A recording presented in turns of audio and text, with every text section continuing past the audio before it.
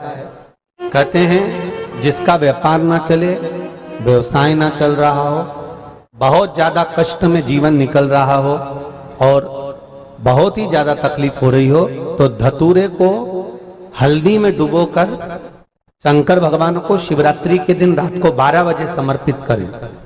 उस धतूरे को वापस उठा लाएं 5-10 मिनट के बाद, श्री शिवाय नमस्तुभ्यम बोलकर लाल कपड़े में उसको बांधकर व्यापार वाली जगह में कहीं पर भी उसको बांध दिया जाए। व्यापार पीछे नहीं हटता, व्यापार अग्रण्य भाव में बढ़ता चले जाता है। महाराज, उस धतूरे को केवल परंतु शिवरात्रि के दिन रात को 12 बजे ही किया जाए,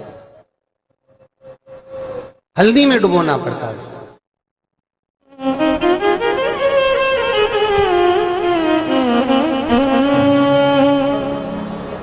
यही प्रमाण एक क्रम में और है महाराज जी। लिंग पुराण कहती है, मान लो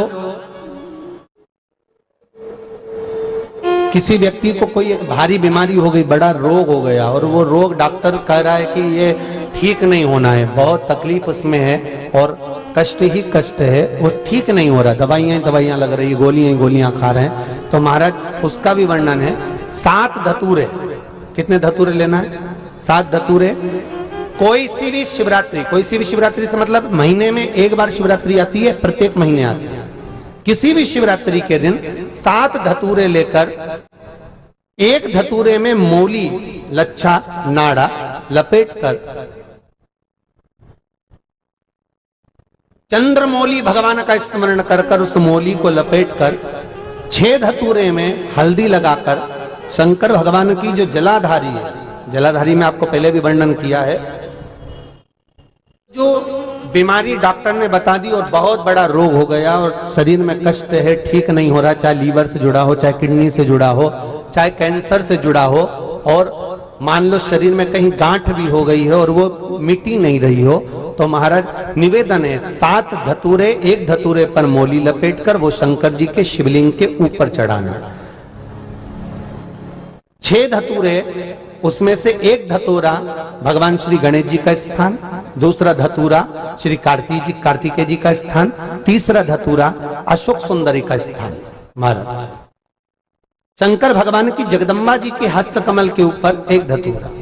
अच्छा, एक धतूरा जहां से जल नीचे की ओर बहकर जा रहा हो, पानी जिस जगह से नीचे गिर रहा हो बिल्कुल वहीं पर एक धतूरा चढ़ा देना है।